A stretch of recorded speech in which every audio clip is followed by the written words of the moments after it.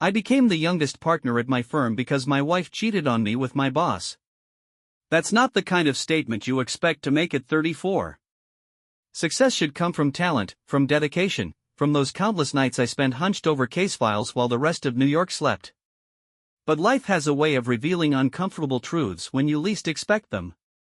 My name is Daniel Ruiz, and 6 months ago, I thought I had everything figured out. A corner office at Ellison, Brandt & Associates, one of Manhattan's most prestigious law firms.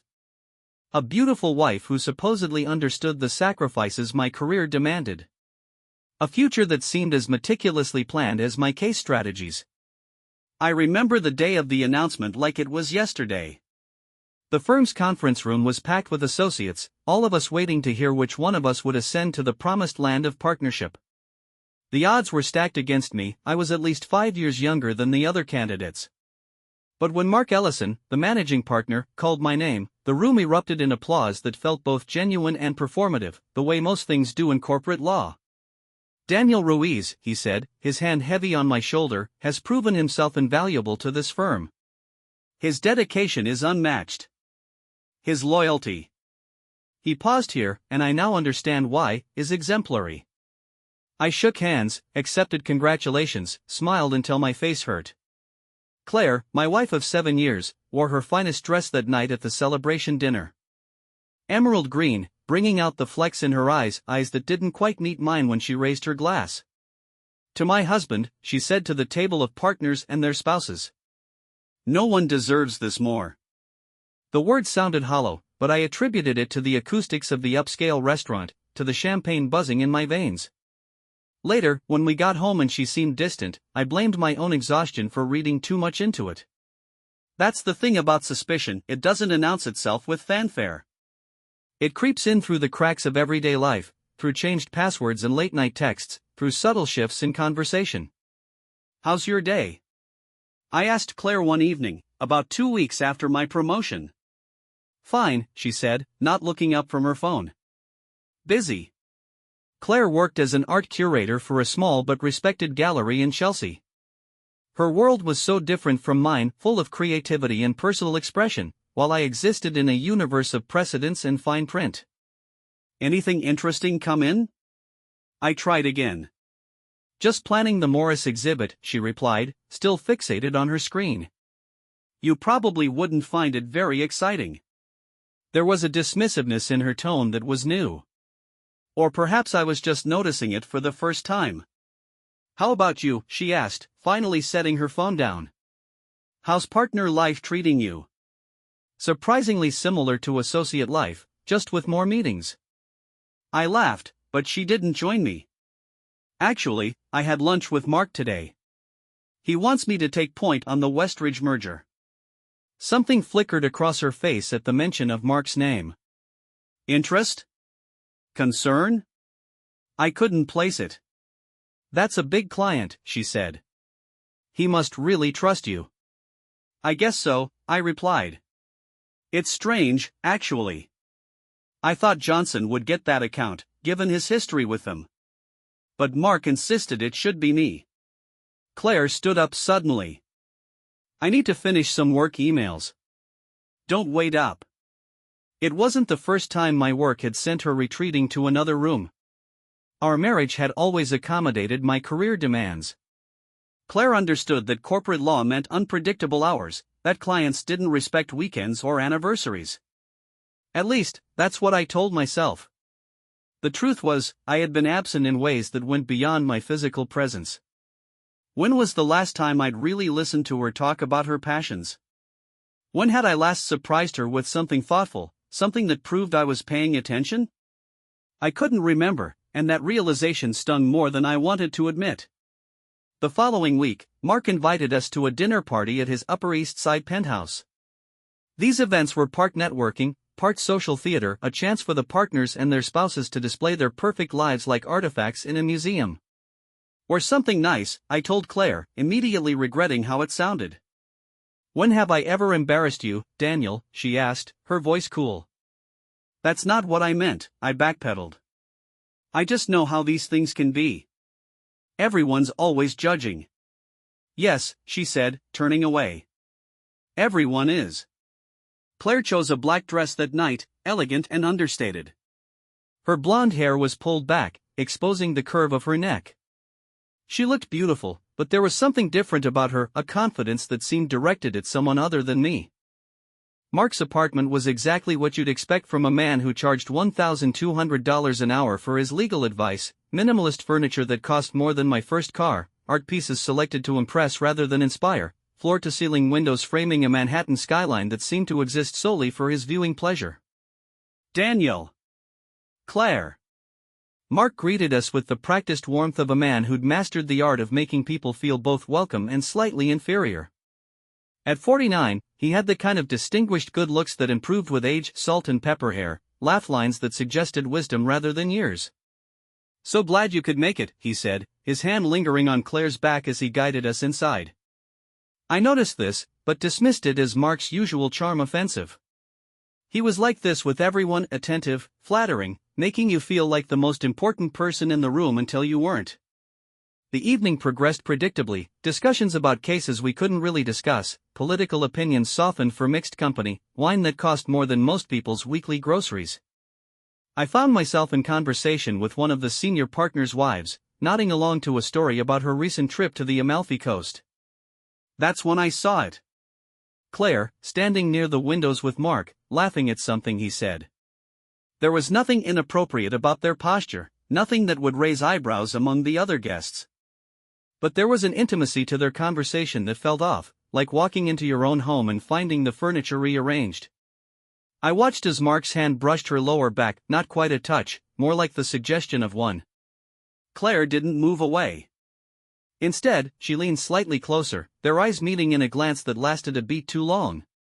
She held her breath, just for a second, and in that moment, I felt something shift inside me. A tectonic plate of trust sliding out of place.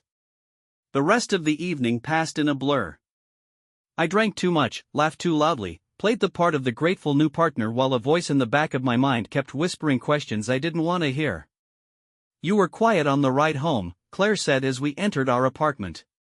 She slipped off her heels, immediately shrinking 5 inches, becoming the woman I first met at a mutual friend's gallery opening years ago.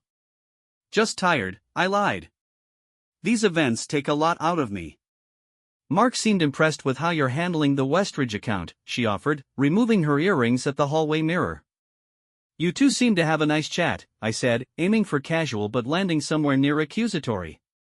Claire's hands paused for just a moment. "He's interesting. For your boss." "What did you talk about?" "Art, actually. He's considering some new pieces for the office and wanted my opinion." She turned to face me. "Is that okay?"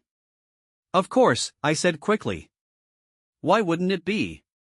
She studied me for a moment, then shrugged. "No reason. I'm going to wash up." As I loosened my tie and poured myself a glass of water, I tried to rationalize what I'd seen. Colleagues talk at parties. People laugh, stand close, touch casually. It happens all the time without meaning anything. But then why did my stomach feel like I'd swallowed broken glass?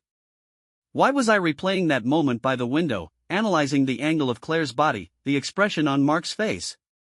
Because the voice in my head suggested. You've always known something wasn't right. Had I? Looking back, there were signs I could point to: Claire's sudden interest in my schedule, her precise questions about which nights I'd be working late. The new dresses, the perfume I didn't recognize. The way she guarded her phone, angling the screen away when I entered a room. But these realizations came in hindsight, reconstructed from scattered moments I hadn't connected until now. Or perhaps I hadn't wanted to connect them. The next morning, Claire left early for work, kissing me on the cheek, a quick, perfunctory gesture that felt like signing a receipt. I watched her go, wondering if I was creating problems where none existed. We'd been married for 7 years, rough patches were inevitable. And with my new partnership, things were bound to be stressful. I arrived at the office determined to focus on work, to drown my suspicions in the comfortable complexity of legal documents. But as I settled at my desk, larger now, with a better view, one of the perks of partnership, I couldn't stop thinking about how strange it was that Mark had championed me for promotion. He'd always been cordial, complimentary of my work when it warranted praise. But there were others with more experience, better connections, longer histories with the firm. Why me? Why now? The question nagged at me as I reviewed contracts, as I took calls, as I nodded along in meetings. By late afternoon, I found myself staring at my computer screen without seeing it, my mind replaying Mark's words at the announcement. His dedication is unmatched. His loyalty is exemplary. There had been something in his tone, something knowing and almost mocking. At the time, I'd been too overwhelmed to notice it. Now, it echoed in my head like a warning bell. I needed to know. Not just about Claire and Mark, if there was even anything to know, but about why I'd been chosen. About whether my success, the thing I'd worked toward for years, was actually mine at all. The pieces weren't fitting together, and for a man who prided himself on logic and reason, on building cases fact by careful fact, the uncertainty was unbearable. What I didn't realize then was that certainty would be far worse. Suspicion is an invasive species. Once planted, it spreads rapidly, choking out trust until nothing else can grow. In the weeks following Mark's dinner party, I found myself paying attention to details I'd previously overlooked. Claire's schedule became a puzzle I was determined to solve. She'd always worked unpredictable hours at the gallery, but suddenly her explanations seemed rehearsed. Meeting with a potential artist, she would say, checking her reflection in the mirror with more care than usual. Or, dinner with Melissa to discuss the new exhibition, though whenever I mentioned calling Melissa to join us for dinner on other occasions, Claire would find reasons why it wouldn't work. I hated myself for it, but one evening while Claire was showering, I checked her phone. The screen was locked. When had she started locking her phone? I couldn't recall her doing that before. Another small detail that, on its own, meant nothing. But combined with everything else. My opportunity came unexpectedly. The Westridge merger was consuming most of my waking hours. One night, well past 11, I was alone in the office reviewing documents when I realized I needed files from the conference room. The building was nearly empty, just a few other dedicated souls scattered throughout our floor. The conference room was dark as I approached. I flipped on the lights and began gathering the materials I needed. That's when I noticed it, a small object on the floor near the head of the table, partially hidden by the base of a chair. I reached down and picked it up. A bracelet. Silver with a small emerald charm. I recognized it immediately. Claire had worn it 2 nights ago, when she said she was going to her sister Jennifer's house for dinner. The bracelet had been a gift from me for our 5th anniversary. I stood there, bracelet cold in my palm, as my mind raced through explanations. Perhaps she'd been here earlier for some reason? But why would Claire come to my office without telling me? She hadn't visited the firm in months. Sleep-deprived and unsettled, I slipped the bracelet into my pocket and returned to my office. I would simply ask her about it in the morning. There had to be an innocent explanation. The next day brought clarity in the cruelest fashion. I was working with our IT department on document discovery for a case when they handed me phone logs they'd pulled at my request. As I scanned through the records, a pattern emerged. A single number appeared repeatedly on both my office phone logs and in Claire's call history, which had been included because she was on our family plan. The number belonged to Mark Ellison. Some calls were brief, barely a minute long. Others stretched to 30 minutes or more. Many occurred during times when Claire told me she was working late or out with friends. The most recent had been 2 nights ago, when she was supposedly at Jennifer's. I remember setting the papers down carefully, as if they might shatter. My hands didn't shake. My breath didn't quicken. Instead, a strange calm settled over me. The uncertainty that had been eating me alive was gone, replaced by an icy clarity. Daniel? You okay? It was Andrew from IT, standing in my doorway. Fine, I replied, my voice surprisingly steady. Just reviewing these logs. Thanks for pulling them together.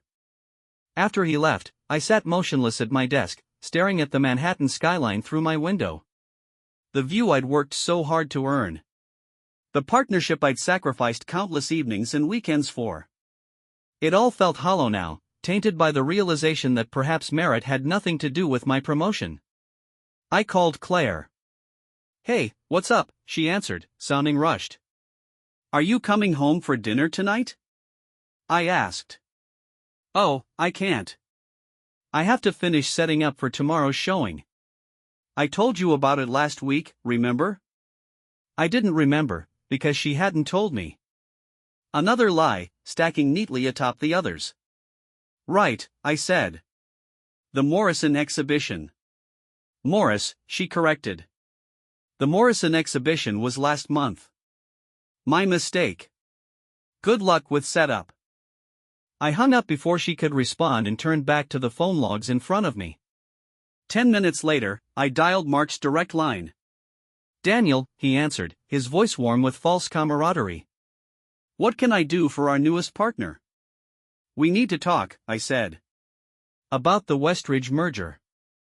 I've found some concerning irregularities." "Sounds serious." "My office? 4 o'clock?"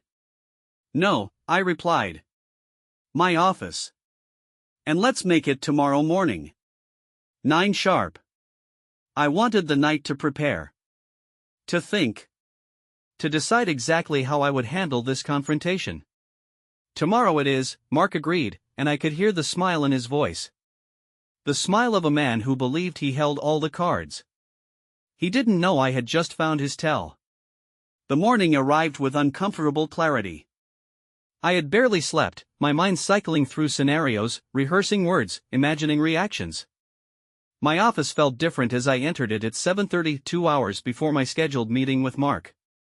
The furniture remained the same, the view unchanged, but everything carried a new weight of significance. This was the space where my professional life would fracture along the same fault lines as my personal one. I arranged everything meticulously. The bracelet centered on my desk. The phone logs in a neat stack beside it. A voice recorder hidden beneath a legal pad. New York was a one-party consent state for recordings, a fact I'd confirmed during my sleepless night. Whatever happened in this room would be preserved, not just in memory, but in evidence. Mark arrived precisely on time, knocking once before entering. He carried himself with his usual confidence, his tailored suit and easy smile projecting the image of a man without concerns. "Daniel," he greeted, closing the door behind him. "What's this about the Westridge merger?" I thought everything was proceeding smoothly. I gestured to the chair across from my desk. "Please, sit down." He complied, maintaining his relaxed demeanor, though his eyes sharpened slightly at my tone.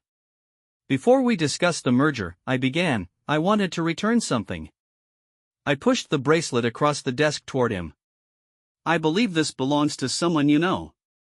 Mark's expression remained unchanged, but his posture stiffened almost imperceptibly. "I'm not following. I found it in the conference room 2 nights ago. Late. Around 11. I maintained steady eye contact. "The same night my wife told me she was having dinner at her sister's." A moment of silence stretched between us. Then, remarkably, Mark smiled. Not the practiced smile he used in meetings or court, but something darker and more genuine. "I wondered when we'd have this conversation," he said, making no move to take the bracelet. "How long?" I asked, my voice steadier than I expected. Mark leaned back in his chair, assessing me. "Does it matter?" 3 months, if you need a time frame." 3 months. The exact period since my partnership had been announced. The coincidence was too perfect to be accidental. "She came to me, you know," Mark continued, almost conversationally. "After that firm retreat in Aspen. Said she felt invisible in your shadow. Unappreciated." He shrugged. "I appreciated her." I slid the phone logs across the desk. "You've been careless. Both of you." Mark glanced at the papers, then back at me, unperturbed. "And now you know. So what happens next, Daniel? You file for divorce? Quit the firm? Make a scene at the next partners' meeting?" He leaned forward. "Because I should remind you, our ethics clause is quite specific about maintaining the firm's reputation." My anger crystallized into something colder and more focused. You're threatening me. I'm reminding you of contractual obligations, he corrected. The same way I'm reminding you that your position here was my decision. Why? I asked, the question that had been burning through me. Why promote me if you were involved with my wife? Mark's smile returned, triumphant. Insurance. Control. Pick whichever explanation satisfies you. He stood, straightening his jacket. Guess that's why I gave you the partner vote, huh? Keep your enemies closer, as they say. In that moment, I understood completely. Mark believed he owned me now. That the partnership, the thing I'd worked toward for years, was his leash around my neck. That I would swallow this humiliation rather than risk losing everything I'd built. I'll talk to Claire, he said, moving toward the door. She'll be upset about the bracelet. She's quite attached to it. Mark, I called, stopping him.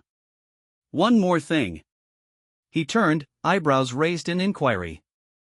The merger documents, I said, reverting to a business tone. I've found some concerning patterns in the financials. Discrepancies in the reported assets versus what appears in their private disclosures.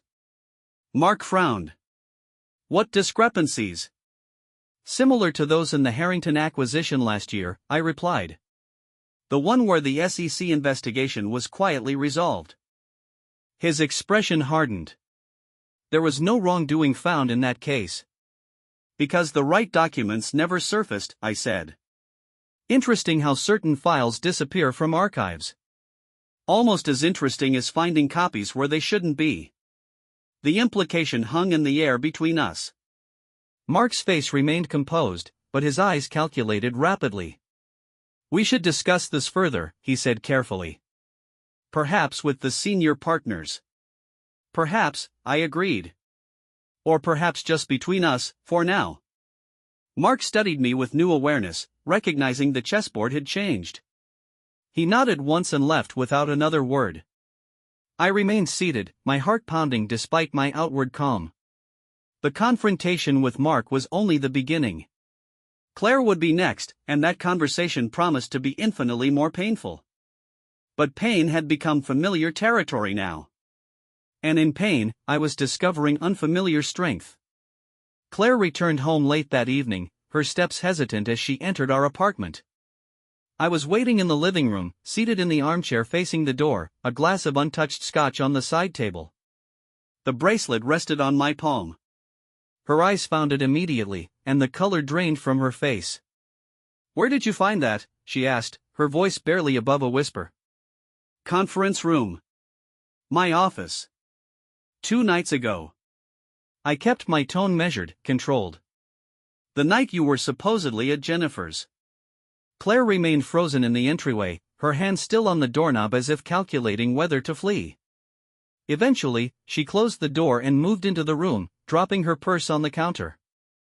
Daniel, I can explain. Mark already did, I interrupted. 3 months. Since my partnership announcement. Everything quite clearly explained. She flinched at the coldness in my voice. You spoke to Mark? This morning. He was remarkably forthcoming. I set the bracelet on the coffee table between us. He mentioned you felt invisible. Unappreciated. Claire sank onto the couch, her carefully composed facade crumbling. It wasn't supposed to happen. Few affairs are planned, I replied. Though yours appears to have been particularly strategic. It wasn't like that. Her voice trembled. At first it was just talking. He listened to me, Daniel. Really listened. When was the last time you did that? The accusation stung, carrying a partial truth I couldn't entirely deny. So this is my fault? No, she admitted, tears forming. But our marriage was already broken. You were never here. Even when you were physically present, your mind was always at work. And Mark provided the attention I failed to give? Claire looked away, unable to meet my gaze. I never intended to hurt you. Intentions are irrelevant, I said, standing up. The results remain the same. I walked to our bedroom and returned with a folder, which I placed on the coffee table next to the bracelet. Divorce papers. Already filed. You'll find the terms exceedingly fair financially. The apartment is yours. I've already moved most of my things to a hotel. Her eyes widened in shock. You're leaving? Just like that? The decision to end our marriage was made 3 months ago, I replied. I'm simply formalizing it. Claire stared at the folder, then at me, tears now flowing freely. What about us? 7 years together, and you won't even try to work through this? Something inside me hardened further. There is no us to salvage, Claire.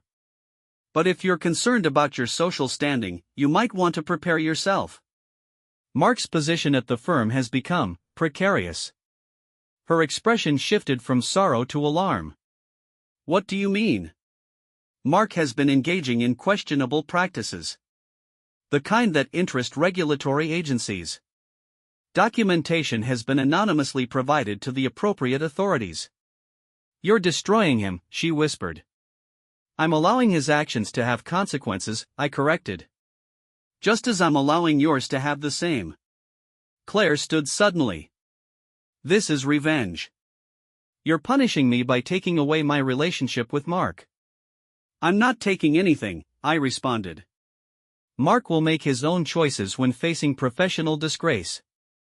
Though I suspect self-preservation will rank higher than loyalty to you. The truth of my words registered in her expression. Claire had aligned herself with a man who valued power above all else. When threatened, Mark would abandon her without hesitation. You've changed, she said, studying me as if seeing a stranger. Betrayal tends to have that effect. Claire gathered herself, wiping away tears with an almost defiant gesture.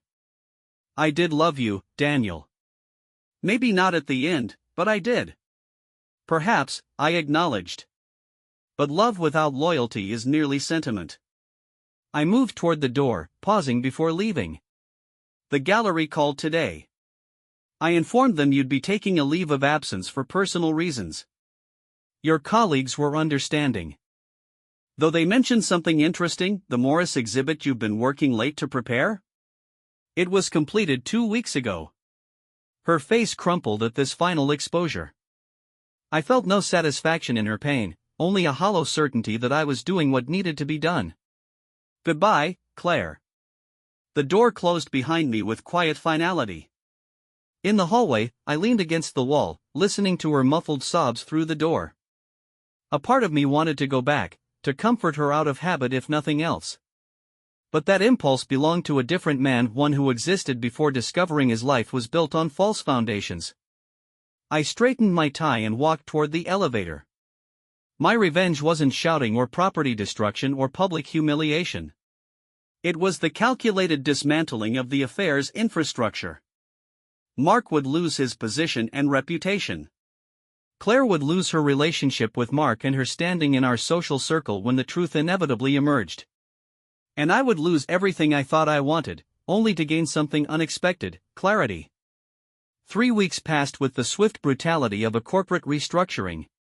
Mark Ellison was placed on administrative leave pending an internal investigation. The news spread through the firm like wildfire, consuming all other topics of conversation. Associates whispered in break rooms. Partners held closed-door meetings. My involvement remained officially unknown, though suspicions circulated in hushed tones. I threw myself into work, taking on additional clients, staying late when everyone else had gone home. The emptiness of my hotel room held little appeal compared to the familiar comfort of legal documents and case preparations. Sleep became an inconvenience rather than a necessity. Food was fuel, nothing more. Claire called repeatedly during the first week. I let each call go to voicemail, deleting her messages without listening. She eventually stopped trying. The divorce proceedings continued without interruption. Her lawyer contacted mine. Papers were exchanged. Assets divided. 7 years of marriage reduced to spreadsheets and signatures. Then came a text I hadn't expected, rooftop of our old building. Tomorrow. 7 p.m. One last conversation. Please. Our first apartment together had been a fifth-floor walk-up in Chelsea with roof access. We'd spent countless evenings up there, watching the city transform from day to night, planning our future between glasses of wine. It was where I'd proposed. Where we'd celebrated my law school graduation. A place laden with memories now tainted by recent revelations. Despite my better judgment, I agreed to meet her.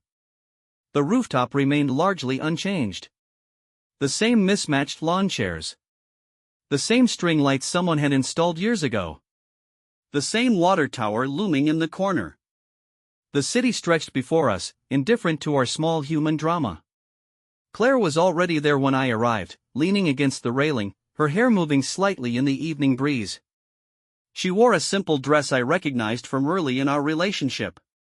The sight of her still produced an involuntary ache somewhere beneath my ribs. "Thank you for coming," she said, turning as I approached. I nodded, maintaining a careful distance between us. "You wanted to talk." "Mark resigned yesterday," she began. "The board offered him the choice between resignation or a public investigation. He chose the former." "Pragmatic," I commented. "Always his defining characteristic." Claire looked down at her hands. "He ended things between us. Said he needed to focus on damage control." A bitter laugh escaped her. "He actually suggested I try to reconcile with you. Said your career was the safer bet now." The information should have provided satisfaction, confirmation that my assessment of Mark had been correct. Instead, I felt only weariness. "Is that why you wanted to meet? To tell me Mark abandoned you?" "No," she replied, meeting my gaze directly. "I wanted to tell you something he told me. Something you should know." She paused, seeming to gather courage. "He never intended to make you partner. He told me repeatedly that you were too much of a threat, too ambitious.